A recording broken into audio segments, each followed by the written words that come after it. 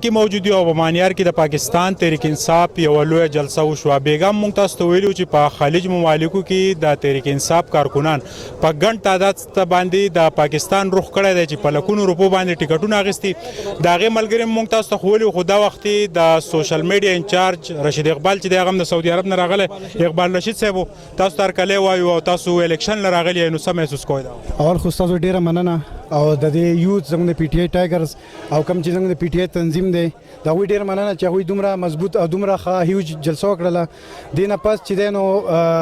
تاسو ته څنګه پته ده چې سوشل میډیا باندې زه یو ایکټیو کارکون یم، خو چونکې په ګراونډ نه یم او فرسټ ټایم په ګراونډ راغلم او په ګراونډ باندې ما چې د دوی کوم جدوجهد ولیدو، کوم چې د دوی ما هلې ځلې ولیدې، د دوی محنت ولیدو، نو زه دوی له داد ورکوم او دا ټول د دې یوت زموږ د پی ټی آی مانیار یوت او د دې مشران چې کوم دي د دوی محنت دی او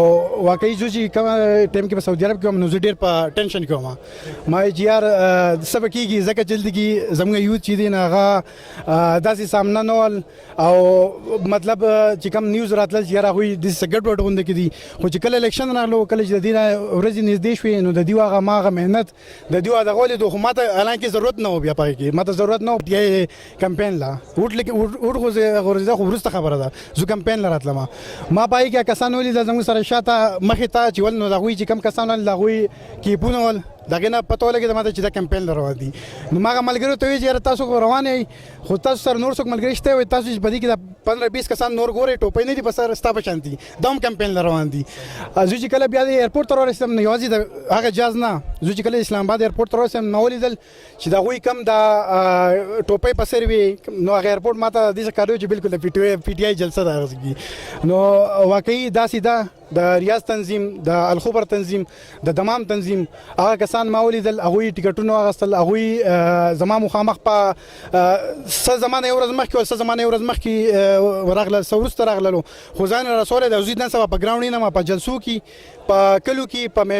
کوم د دې چې پروګرامونه یې زه پای کې باقاعده هغوی نه یم. درته ووایه چې دا تاسو باندې الزام لګي چې دا خلایي مخلوق دی، نو تاسو خلایي مخلوق که راځئ که نه په جنون کې راځئ؟ جی دا خلایي مخلوق یو بهانه ده، د دوی یو بهانه ځانه جوړه کړې ده او دوی د اسټابلیشمنټ یا د خلایي مخلوق نوم اخلي، نو هغه د دوی لپاره هغه دوه هر لیدلی دی، نو هغه هر چې انسان ویني هغه ته خلایي مخلوق څه چې هغه ته هر مخلوق ښکاري اورې، نو دوه هغه هر لیدلی دی او زه په جنون کې راځم، زما ورکر په جنون کې راځي، زموږ پی ټی آی ټارګټ په جنون کې راځي او انشاءالله چې دا خلایي مخلوق دی چې زه راځم زه ټیکټ اخلم په 1 لاک یا 2 لاک زه ټیکټ اخلم بل اخلي، د خلایي مخلوق نه دی، دا جنون دی. چې د مانیار بېشماره ستونزې دي په سوات کې هم دي او موږ دا سوچ کوو چې تحریک انصاف بس تاسو غونته نوجوانان تعلیم یافته کسانو له ټیکټ ورکړي، خو ټیکټ زړو کسانو ته میلاو شو. تاسو دا ګڼئ چې د مانیار به شمول د سوات د بېشماره ستونزې چې دا به کمې شي؟ بالکل ستا د پارټۍ نه به څه غلطیانې شوي، دا یو پارټي هم پرفیکټ نه ده صحیح ده، خو ستا ټیکټونه چې دي هغه زاړه ته میلاو شوي دي، نو زه ګورم هلکه چې په زړو کې ځینې کې ګټ شته ځینې کې نشته، خو بهرحال د پارټۍ پالیسي ده او موږ بالکل دغه سره شانه به شانه ولاړ یو انشاءالله. د هغوی نه چې زموږ کمې تمې دي او موږ د الیکشن نه مخکې او ته کوم ویلي چې دا پالیسي به تاسو امپلیمنټ کوئ، دا به موږ ستاسو سره فالو اپ کوو او زموږ کارونه زموږ چې کوم کلي بیس باندې مشکلات دي کوم مسایل دي هغه به موږ ته باقاعده موږ سره وعده کړي چې موږ حل کوو. تاسو په مانیار کې دا فکر ولیدو جلسې هم تاسو وکړې، نو دا ستاسو مخالف کاندیډیټ چې دی هغوی ته څه میسج ورکړو؟ هغوی ته خو زما دا میسج دی چې بس په قراره کښېنئ او د دې جلسې نه پس خو بالکل په قراره کښېنئ. خو زه یو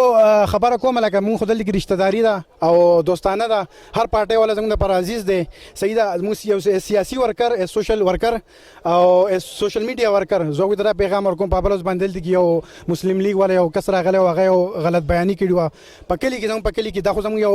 عزت دی چې موږ د کلیوالو خپل کلیوال که په هر پارټۍ کې دی موږ ډېر عزت کوو. بهرایي کس راځي دغه یو قسمه